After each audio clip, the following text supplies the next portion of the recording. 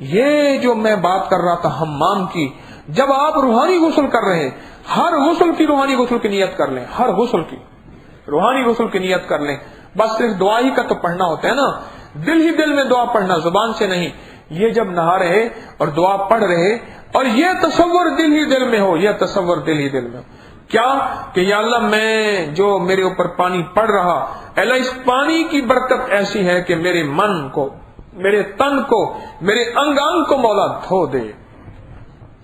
اور ایک اور تصور بھی کیا کرے کہ جب پانی پڑ رہا نا، اور اس دعا کی برکت سے میری تمام غلاظتیں، خباثتیں، اگر میں گالیاں دیتا ہوں اور چاہتا ہوں میں گالیاں دینا چھوڑ دوں، اور اگر میری نظریں بھٹکتی ہیں اور میں چاہتا ہوں میری نظریں اللہ کے غیر کو نہ دیکھیں، اور میرے کان بھٹکتے ہیں، اور میرا دل، میرے جذبے، میری جوانی، میری زندگی بھٹکتی ہے اور میں چاہتا ہوں نہ ہو، تو یا اللہ اس تصور کے ساتھ میں کر رہا، اور یہ اللہ ایسا ہو گیا اور ہو رہا.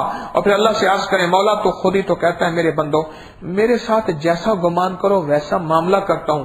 اللہ میں نے اس دعا کی برکت سے تیرے ساتھ گمان کر لیا کہ تو نے میری اس بیماری، اس عادت، اس گندگی، اس غلاظت، اس خباثت اور اس برائی کو تو نے مجھ سے ختم کر دیا.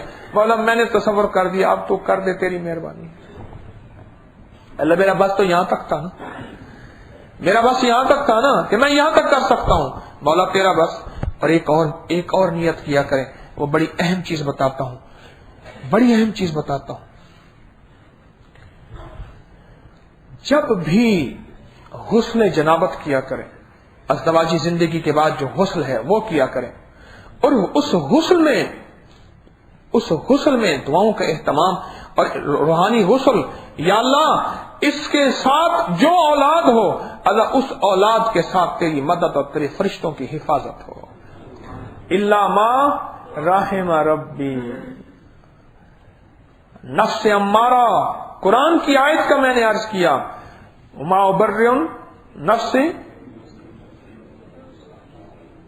بالسوء، آگے الا ما رحم ربی.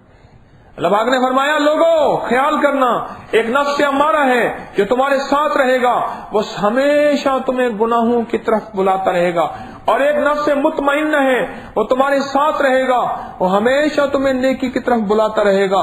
اگر نفس امارہ سے بچنا ہے تو میری رحمت کے علاوہ کوئی چیز نہیں ہے، میری رحمت ہوگی تو بچ سکو گے.